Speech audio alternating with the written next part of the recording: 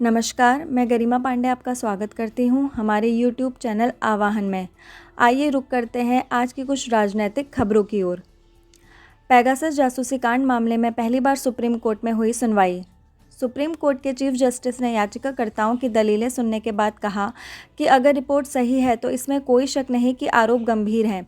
वहीं कपिल सिब्बल ने मामले को गंभीर बताते हुए CJI से गुहार लगाई कि केंद्र सरकार को नोटिस जारी किया जाए। रणनीतिकार प्रशांत किशोर ने दिया इस्तीफा। कांग्रेस में शामिल होने की अटकलों के बीच प्रशांत किशोर ने पंजाब के मुख्यमंत्री कैप्टन अमरिंदर सिंह के प्रमुख सलाहकार के पद से इस्तीफा दे दिया है।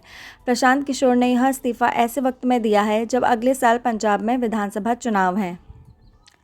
पाकिस्तान बोला, जम्मू कश्मीर में फिर लागू हो अनुच्छेद 370।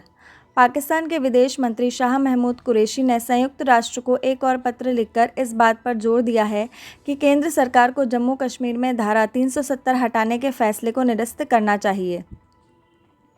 केंद्र सरकार देगी कोविड-19 में हुए बच्चों को हेल्थ इंश्योरेंस। केंद्र सरकार के ऐलान के मुताबिक 18 साल की आयु तक के उन बच्चों को 5 लाख रुपए का मुफ्त स्वास्थ्य बीमा दिया जाएगा जो कोरोना वायरस महामारी के कारण अनाथ हो गए थे। केंद्रीय मंत्री अनुराग ठाकुर ने इसकी घोषणा की है।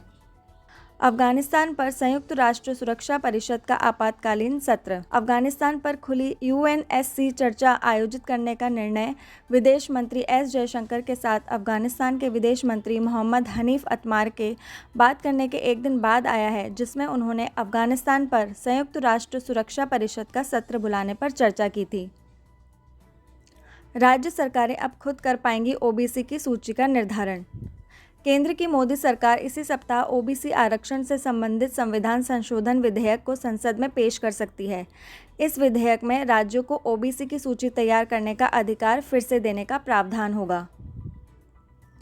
ईरान में S जयशंकर करेंगे भारत का प्रतिनिधित्व। भारत के विदेश मंत्री S जयशंकर आज यानी गुरुवार को तेहरान में नवनिर्वाचित ईरानी राष्ट्रपति इब्राहिम रईसी के शपथ ग्रहण समारोह में भारत का प्रतिनिधित्व करेंगे।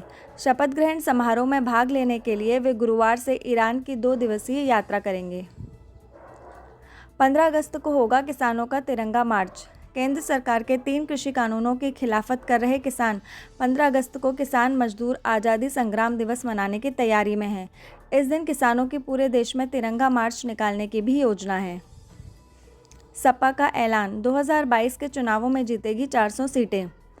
समाजवादी आंदोलन के वरिष्ठ नेता जनेश्वर मिश्र की जयंती पर साइकिल यात्रा पर निकलने से पहले पार्टी अध्यक्ष अखिलेश यादव ने सपा कार्यालय पर मीडिया को संबोधित करते हुए कहा कि 2022 के चुनाव में सपा 400 सीटों पर जीत हासिल करेगी। हिमाचल प्रदेश सरकार ने मुख्य सचिव अनिल खाची के पद में किया बदलाव।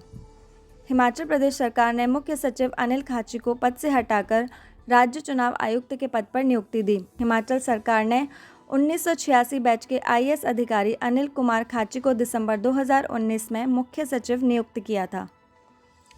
नवजोत सिंह सिद्धू बोले, कृषि कानूनों में संशोधन की नहीं बल्कि उन्हें खारिज करने की है ज़रूरत।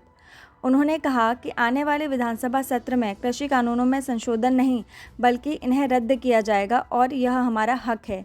उन्होंने कहा कि मुख्यमंत्री कैप्टन अमरिंदर सिंह के साथ मुलाकात के दौरान भी उन्होंने इस मुद्दे पर चर्चा की है। धन्यवाद।